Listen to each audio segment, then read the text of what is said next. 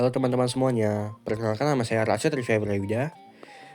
Hari ini saya ingin mempresentasikan tentang apa sih itu genre game, apa buat game, dan program language. Jadi, genre game adalah pemisah suatu game. Jadi kayak cara bermainnya, pola bermainnya itu dipisah. Jadi kayak kategori gitu loh. Nah, kalau udah ada genre pasti udah ada tujuannya. Nah, tujuan genre itu adalah memisah satu game kayak yang saya bilang tadi. Tapi ada yang lain juga. Misal, kayak menjadi paduan developer untuk mendesain game. Jadi kalau developer tuh tahu apa sih genre game itu, dia pasti gampang mendesainnya. Dan yang kedua, dan yang lainnya, itu ada memudahkan target pasaran. Misal nih, game kita kan pembangunan kayak Minecraft lah.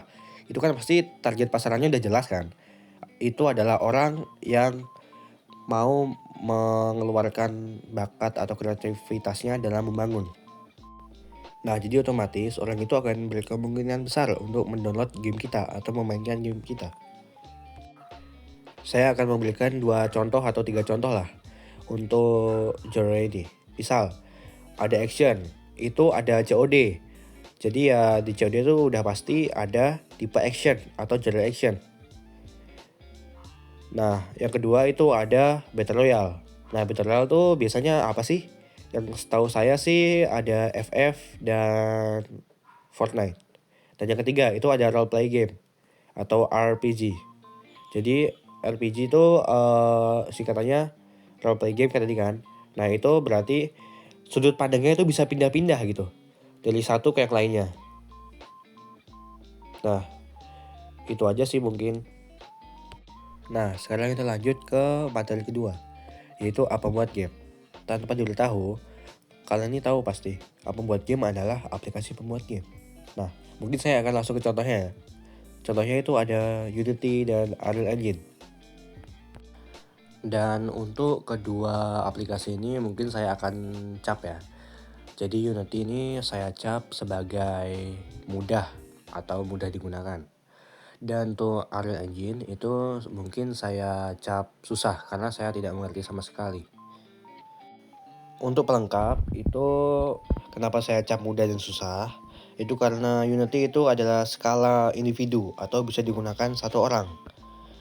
Tapi kalau Unreal Engine itu disarankan atau dianjurkan untuk kelompok atau perusahaan. Jadi dari skala itu aja saya udah tahu kesulitan dari masing-masing aplikasi. Nah, saya tuh akan menunjukkan masing-masing logo dari aplikasi ini ya. Nah, untuk Unity itu yang seperti ini. Nah, kalau untuk yang Unreal Engine itu yang seperti ini. Nah, sekarang kita akan lanjut ke materi ketiga. Jadi materi ketiga adalah program language, program atau yang biasa kita sebut bahasa pemrograman. Nah, kalian kan penasaran nih bahasa pemrograman itu apa sih? Dari kalian rata-rata juga belum ada megang pemrograman sama sekali kan? Belum ada coding sama sekali kan? Nah, jadi apa sih itu bahasa pemrograman? Jadi bahasa pemrograman adalah instruksi khusus yang bisa dimengerti komputer. Nah, instruksi ini berguna untuk agar komputer itu melakukan tugas kita atau bisa dibilang kayak kita tuh berinteraksi dengan komputer. Nah, cara berinteraksi dengan komputer itu ada kode khusus atau bahasa khusus yang dinamakan bahasa pemrograman. Nah, tadi kan udah saya jelaskan tuh apa itu bahasa pemrograman. Sekarang saya akan memberitahu tentang diri saya. Apa sih bahasa yang sering saya gunakan? Nah, bahasa yang sering saya gunakan itu ada JS dan Python. Jika saya suruh memilih nih, mau JS atau Python, misal saya pemula, itu saya akan memilih Python. Karena gampang banget, sintaksnya tuh gampang. Jauh lebih mudah daripada JS.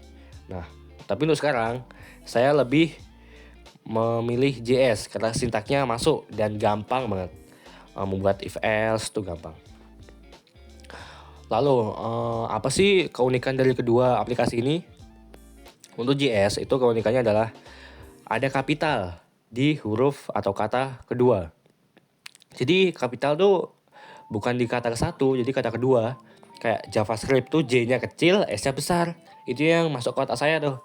Terus juga menggunakan apa namanya, kurung kurawal gitu kalau nggak salah namanya.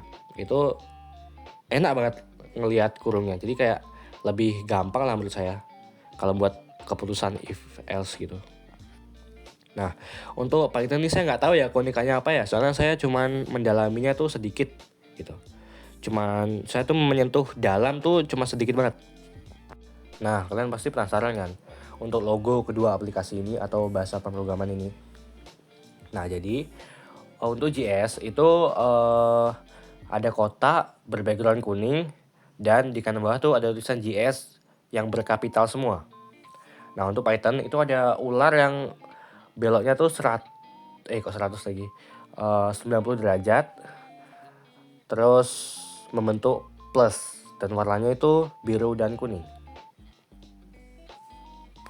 Sorry salah ngomong tadi. So, finally we are in the conclusion. Jadi, konklusinya itu adalah apa tadi yang pertama tuh Jere. Itu kan simpelnya paling simpel nih ya. Itu simpelnya Jere itu adalah memisah pola bermain dan cara bermain suatu game. Dan yang kedua itu app pembuat game. App pembuat game itu simpelnya yang paling simpel itu adalah app pembuat game. Nah, untuk yang ketiga itu ada bahasa pemrograman atau Proklang atau kepanjangannya Program Language. Nah, untuk Program Language itu simpelnya itu adalah instruksi atau bahasa khusus yang bisa dimengerti komputer yang membuat kita bisa berinteraksi dengan mereka dan mereka akan menjalankan perintah kita. Kayaknya udah semua sih ya. Dan saya mungkin akan akhiri ini. Jadi sekian dari saya, Rachel Tifla Wirauda. Terima kasih.